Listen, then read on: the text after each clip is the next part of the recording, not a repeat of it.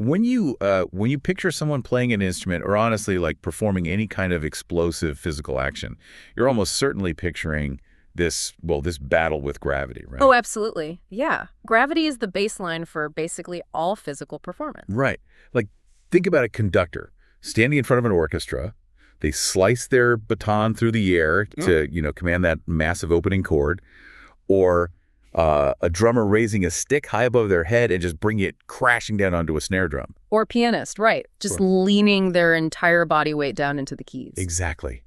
We are so, absolutely conditioned to focus all of our attention and really all of our musical understanding on that exact moment of impact, the downbeat, the strike. Yeah, that exact millisecond where the kinetic energy is just released downward. I mean, it's the definitive ankle point of music. It really is. Our entire system of notation, the way we teach rhythm to kids clapping in a classroom, it's built entirely around mapping out those downward strikes. Right, the downbeats. Exactly. And we treat everything that happens after that strike as, well, purely functional. Like you have to lift your arm to hit the drum again, obviously. Oh, yeah. But that upward motion is treated as musically meaningless. It's just a reset. But, and this is where today's deep dive gets totally wild, what if that empty space wasn't actually empty at all? Yeah, that's the big question. Right. What if the lift, the rebound, the physical recovery of your arm moving back up through the air was just as mathematically and musically structured as the strike itself? Which sounds crazy at first, I know. It totally does. But that is the exact question posed by a brand new paper published literally today, July 29, 2026. Hot off the presses. Right. It's by Hugo von Entenhausen, and it's titled Negative Time Signatures, a biomechanical hypothesis for a signed metric notation. And our mission for you listening today is to explore what this actually means, because we are going to use it to completely break your brain's understanding of rhythm. Yeah, it really does break your brain a bit. I mean, the premise sounds incredibly radical, almost like a piece of science fiction or something. Totally. But before your mind wanders to, like, a Christopher Nolan movie, we really need to set the boundaries of what we're actually looking at today. Right, the big disclaimer. Yes, the crucial disclaimer for everyone listening. This paper's core focus is a proposal. It is not a claim of some newly discovered physical law of the universe. Yeah, we aren't bending the laws of physics here. Exactly. And it absolutely unequivocally does not mean that musical time literally runs backward. Right. We aren't talking about, like, Benjamin buttoning a drum solo. I love that. Yeah, no backward drummers while the rest of the band plays forward. Time still marches straight ahead. Always forward. But what this proposal offers is a completely new lens for musical notation. Okay, let's unpack this. What exactly is this new lens asking us to do? Well, it's asking what happens if we take that upward motion, the lift and the recovery, and map it with the exact same mathematical rigor that we apply to the downbeat. So to really grasp the gravity of, a negative time signature, I guess we first have to deconstruct what a standard positive time signature actually represents physically, right? Exactly. The author refers to our conventional time signatures as positive. So think of a standard rock song in 4/4 time. Just a basic 1, 2, 3, 4. Right. Under this new framework, that is a positive 4/4 time signature. Okay, a positive 4/4. And it is defined as a metric grid of maximum downstrokes. These are directed releases of kinetic energy toward a lower physical boundary. So like stomping your foot on a kick drum pedal or your fingers pressing down into a keyboard. Yeah, or even a violinist, aggressively pulling their bow down across the strings to really dig into a heavy note. Oh, right. So that downward release of energy is a positive metric layer. Yes, and that means a negative time signature, which the paper rates with a literal minus sign like -4/4, is defined as a metric grid of maximum upstrokes. So we're talking about the directed lifts, the rebounds. Exactly. The action's oriented toward an upper boundary instead of a lower one. Okay, so I picture it kind of like bouncing a basketball on the sidewalk. Mm-hmm. A positive 4/4 time signature is the sound of the ball hitting the concrete. Whack, whack, whack. Yeah, that's a brilliant way to visualize it. We can all hear that rhythm. Right. But a negative 4/4 time signature is the exact moment the ball bounces back up and hits the palm of your hand. Yes. It's the exact same rhythmic speed, the exact same distance traveled, but we are completely shifting our, architectural focus to the upward impact instead of the downward one. But wait, time still moves forward, right? I mean, the rhythmic action itself isn't negated by the minus sign, is it? No, not at all. The temporal duration, the actual speed and length of the notes, that remains entirely constant. What changes is the biomechanical direction. The physical direction. Right. The sign just acts as a label for physical orientation in space. You have the downward force and the upward return. Okay, that makes sense. And this brings us to what the paper calls Proposition 1, right? Which explicitly handles the timeline. Yeah. Proposition 1 says that if you are playing a negative time signature, the sequence of events, let's call the moment 1, moment 2, and moment 3, they still happen in that exact chronological order. Okay, phew. So normal reality remains totally intact for us and the listener. Normal reality remains completely intact. You are simply creating two interdependent metric layers that are moving forward in the same performance time. So one layer is tracking the downward energy grid. Yep, and the other is tracking the upward energy grid. But I mean, if we aren't bending the arrow of time and moment 1 still happens before moment 2, how does the math actually justify throwing a minus sign in front of a time signature? It's a great question. Because why not just call it like upward 4-4 or rebound 3-4?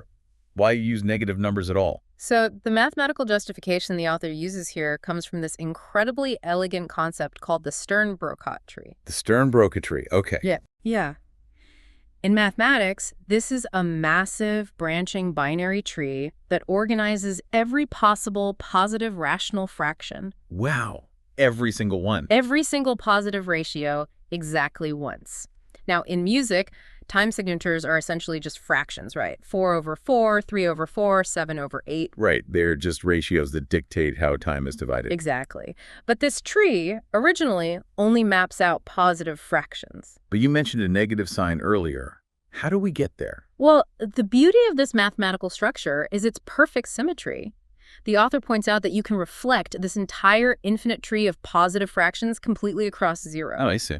Yeah, creating this sort of mirror universe of all the corresponding negative rational numbers. So by reflecting it, the author is basically proving that the upward motion isn't just some sloppy physical necessity you have to do before you can hit the drum again. Exactly. It actually has the mathematical foundation to carry the exact same structural weight as the downward strike. That is wild. It really is. The existence of that mirrored mathematical space provides a really coherent formal framework for music.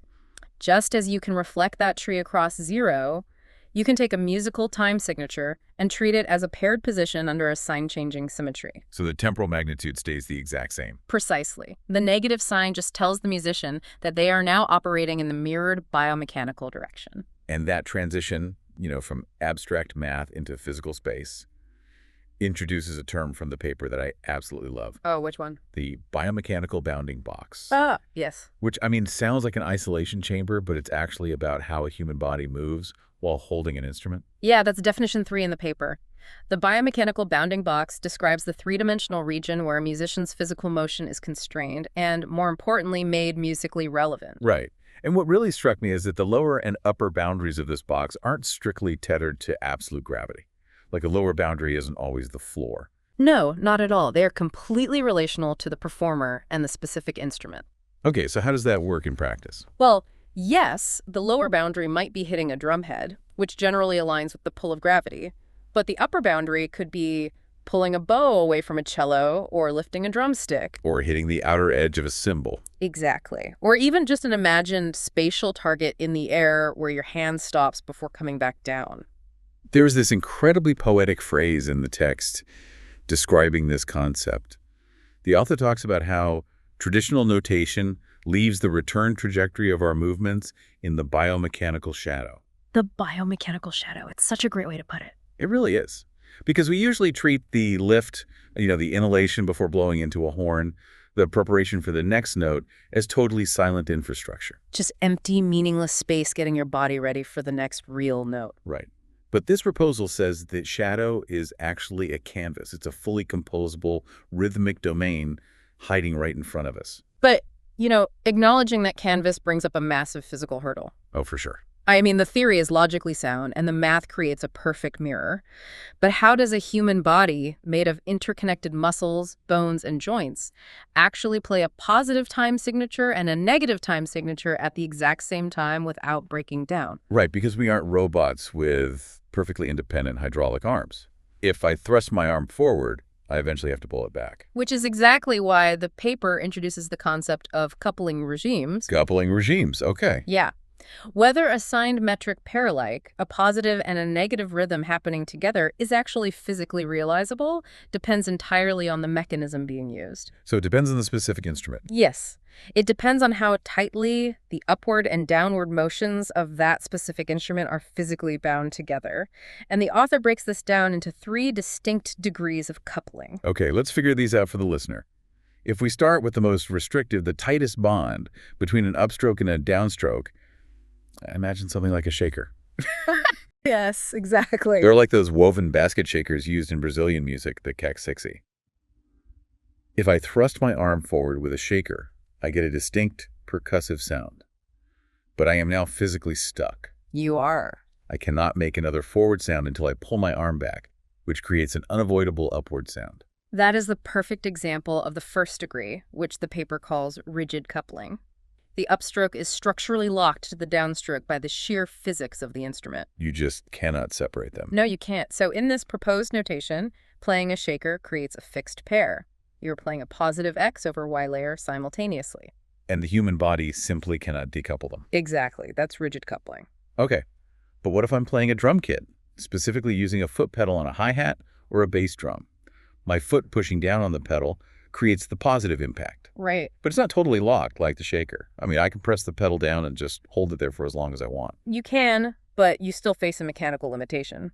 Which brings us to the second degree, semi-coupling. Semi-coupling? Yeah, you can hold that pedal down, sure.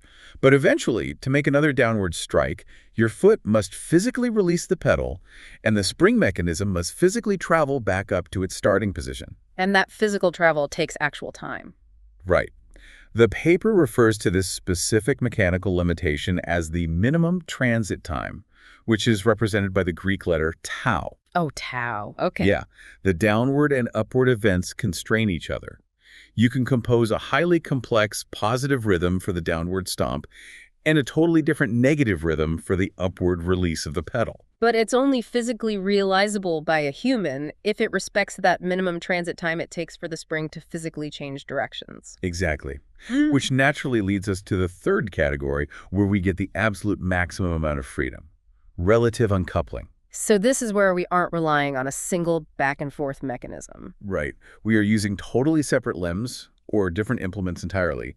This is the degree that allows for near total metric independence. So my right hand can execute one metric grid, while my left foot executes a completely separate one. Precisely. Okay.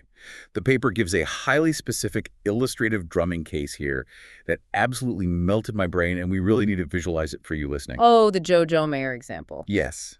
Imagine a drummer playing a completely standard, steady rock beat on the snare drum. Whack, whack, whack, whack. Yeah. Just a standard 4/4 time, positive 4/4 in this new notation. All downward strikes into the drum head. It's a very familiar impact-centered grid that any musician would immediately recognize. Right. Now, every time that wooden drumstick hits the tight skin of the snare drum, it violently bounces back up. And elite drummers, like Jojo Mayer, who the paper actually references, have spent their entire careers figuring out how to exploit that natural rebound. It's all about efficiency. Right. So imagine our drummer takes their other drumstick, the one in their left hand, and just holds it totally horizontal in the air, hovering a few inches above the snare drum. They are essentially creating a new artificial upper boundary for the biomechanical box. Exactly. Now, the drummer controls the natural rebound of the stick hitting the snare, so that as it violently bounces upward, it strikes the hovering stick in the air. Right. And here's where it gets crazy. They organize those upward strikes into a completely different pattern. Let's say a negative 3/4 clave pattern. So simultaneously with the exact same hand, they are playing a positive 4/4 downward rhythm into the snare and a negative 3/4 upward rhythm into the hovering stick. Let me just try to physically tap this out of my desk right now. Okay. My right hand is tapping down in groups of 4. 1, 2, 3, 4. Now, as I lift my hand between those taps, I have to mentally organize those upward lifts into groups of 3. Down in 4, up in 3. No! My wrist just completely locked up. My brain just blue screened. That is an incredibly wild coordination to even think about executing. Oh, it demands a complete rewiring of the motor cortex. And what's crucial to understand here is that this isn't just a standard polyrhythm. Right, because usually a polyrhythm is just temporal divisions, right? Exactly. When we usually talk about a polyrhythm, we are describing the relationship between temporal divisions, like playing 3 notes evenly spaced against 4 notes. But this is fundamentally different. This is a signed polymeter. A signed polymeter. Yeah. Meaning the physical directions themselves have their own meters. Yes. You have positive 4-4 running totally parallel to negative 3-4. One entire metric structure is dedicated exclusively to downward energy release. And a completely separate metric structure is dedicated to upward energy gathering and lift. That is just... Wow, it really is. But I mean, if a drummer actually manages to pull off this brain-melting coordination, how does that change the way we actually hear or write the song? Like if conservatories started teaching this signed notation tomorrow, how would it fundamentally alter a musician's brain? Well, the author synthesizes the consequences of this theory into 3 major paradigm shifts. Okay, let's go through them. The first one is foundational to everything we've discussed. Rhythm can no longer be confined solely to impact. Right, because the lift matters now. Exactly. A complete musical gesture has directional phases, the strike and the recovery, and those phases can be organized independently of each other. The lift is officially just as musically important as the strike. And the second shift builds right on top of that, right? Meter becomes spatial, not just temporal. Yes, spatial meter. Because we usually think of a measure of music as just a block of time moving from left to right on a page. But under this hypothesis, a single temporal duration has a z-axis. It supports a lower event grid and an upper event grid at the exact same time. Rhythm suddenly becomes 3-dimensional. Which is incredible. But the third shift, this is the one where all the puzzle pieces click together for me. Syncopation is completely redefined. Oh, yes. This might be the most radical practical application for how you, as a listener, process the music you love. Okay, think about listening to a really heavy funk track or a reggae song. Syncopation, traditionally, is when a note lands off the main beat. It defies the downward impact grid we expect. Right, it catches you off guard. Yeah, if you are tapping your foot steady, 1, 2, 3, 4, and the guitarist plays a sharp, aggressive chord exactly on the and in between your foot taps, it creates this wonderful tension. It feels unexpected. And if you look at how that funk guitar chord is written in traditional sheet music, it can look like a nightmare of mathematics. Oh, total nightmare. You have complex rests, tied 16th notes, and dotted lines just to perfectly place that one syncopated strike in the exact right fraction of a second between the downbeats. But under von Entenhausen's proposal, does this mean syncopation is just an illusion caused by our obsession with the downstroke grid? That is exactly what it implies. What we have spent centuries calling an irregular, offbeat syncopation in traditional notation might actually just be a perfectly regular, totally steady beat that is happening in the upward motion layer. The offbeat is just a regular upbeat. That completely changes how you would map out a complex groove. Instead of writing a terrifying algebraic equation of rests and ties to explain a syncopated rhythm, you could just write a steady, incredibly simple rhythm on a negative time signature ledger. Yes. You are just telling the musician, play a steady pulse, but play it toward the ceiling instead of the floor. It's a breathtakingly elegant solution for notation. It simplifies the page by utilizing the physical reality of the human body. It really does. Now, the author does openly acknowledge the limits of this claim. Sure. Like a tuba player, for instance, probably isn't going to get much practical use out of a negative time signature. Right, because their instrument doesn't rely on rebounding physical strikes against an external boundary in the same way. Exactly. This notation seems most applicable to instruments where the opposite phases of movement can be finely independently controlled. Percussion, obviously. Right, or mallet instruments like the marimba, or string instruments. The complexities of bowing techniques, bouncing the bow, drawing it back, could be mapped brilliantly with this. Oh, for sure. Or keyboard gestures, where the release of the key triggers a specific mechanical action. Exactly. But what about outside of traditional acoustic instruments? If rhythm is spatial, choreography and dance could absolutely utilize signed metric layers, right? Oh, without a doubt. A choreographer could write a positive layer for downward gravity moves, stomps, drops, and a negative layer for upward extensions and leaps. Or consider digitally tracked performance systems.